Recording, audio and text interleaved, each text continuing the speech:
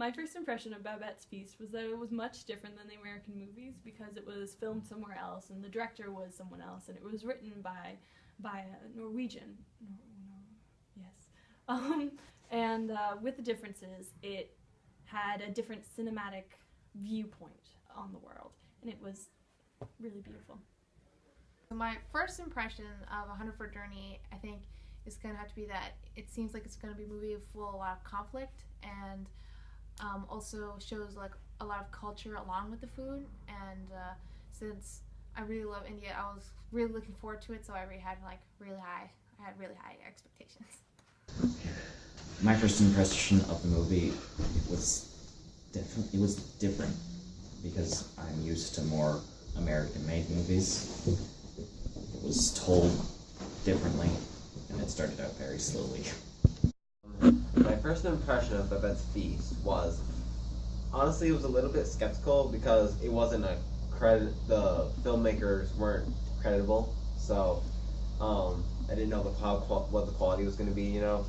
But it turned out to be a pretty good movie as far as quality, but also the story. It was a very unique story. I liked the 100-Foot Journey. It was very different from what I'm used to, and I really liked just the uniqueness of it.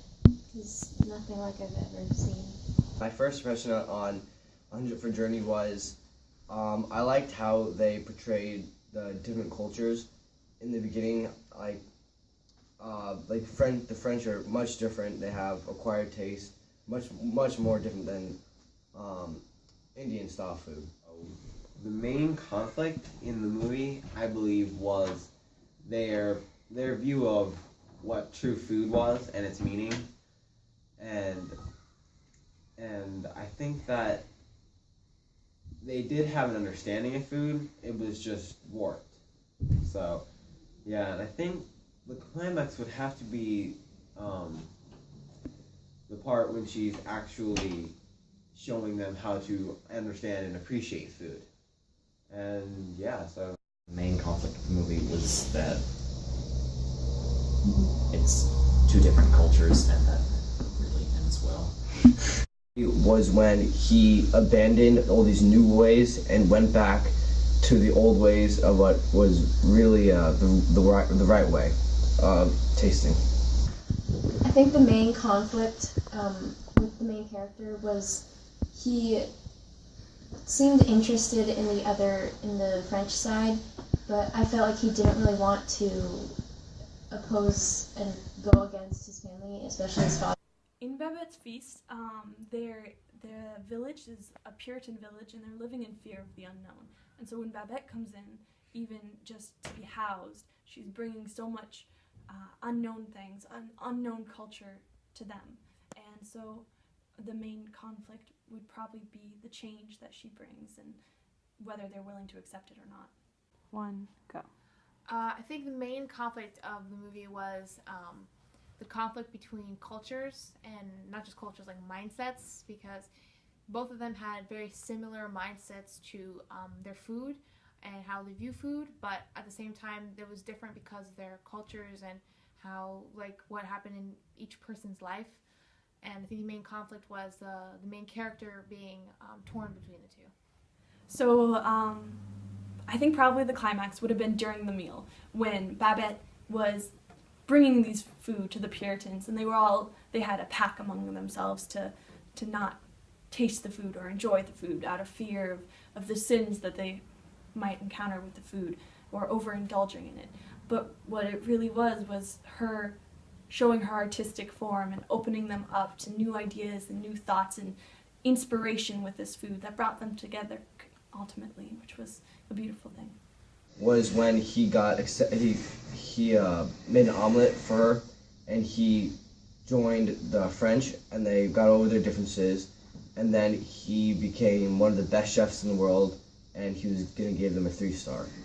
So I think what caught my interest, what really hooked me to this movie was, I think when it showed the multiple points of view from the different characters, and you don't know how they're going to be connected or where they're going to end up, but you know they are going to be connected somehow later on, and that made me curious as to how. And what would become of it. So yeah, I think that was really hooked me on. I found Babette's Feast very enjoyable because of the food in the movie. The chef, or Babette herself, how she prepared the food was in a traditional French form, and it's something that I aspire to be someday, and it was just a grace to be able to have an actual chef act out this part. I think the seller point for me, or one of them, was how different but unique both of the traditional ways of cooking were, and how they were both good, and not one was good or one was bad. They were both just themselves, and they were perfect the way that they were. I think the moral stand of the movie was that everybody has their own opinions, and it's okay to have different opinions than somebody else. I think the moral stand was that they were trying to tell everyone that you have to get over your differences, and that everyone has their own opinions, and not everyone's right. Everyone makes mistakes, and it's important to climb back up from there. I think the moral stand of this movie is that being new and inventive and creative is good, and also, but at the same time, your roots are good also. You're paying attention to who you learned from, where you learned it from, and I think what it's trying to say is that it's good to combine both, because you can't just have the past, you also can't just have the future. And what he did, the main character, was like combine his past, learning from his mother, and his future being a French chef, and he kind of combined both of them. I think ultimately this movie was probably about getting over one's fears and prejudices and being open to new ideas and opinions. I think that's one way that both the movies are similar in overcoming the fear of the unknown, or letting go of one's traditions in order to meet new people and new experiences, and to bring people together through food. I honestly like Hunt for a Journey better, even though I do really love Babette's Feast, and I really agree with lots of the topics, and I do love foreign movies. But I have to say I like Hunt for a Journey better because I love Indian culture, and also it also shows in Hunt for a Journey how food can bring everyone together. Like the two people who are fighting in the beginning, they come together with their food, even though they were so different. So I have to suggest Hunt for a Journey. I think it's better because Hunter for Journey is because it shows the cultures, and that everyone has having conflict and everything, instead of in Babette's Feast when just the people are, not just a whole separate two cultures colliding. And I just liked how all that was put into like one movie. It was really good.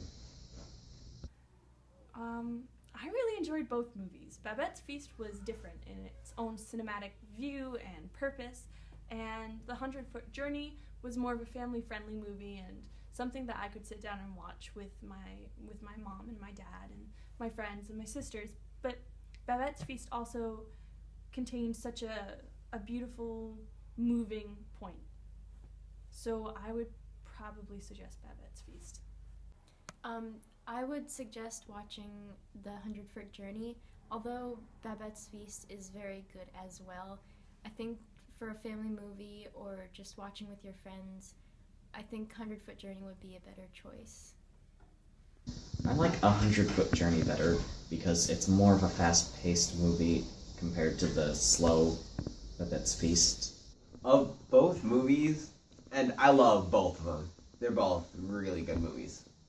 But I think I would have to go with Babette's Feast, I think. Yeah, that's the one that I think shows that a little bit more, because it's more of a drastic leap than Hunt for Journey, I think. Yeah, so, yep. Stop pausing. Stop, power saving mode.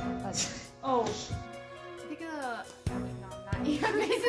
It was... Don't worry, hey, we can edit it. It's the very slow Babette's Feast. Why are you laughing?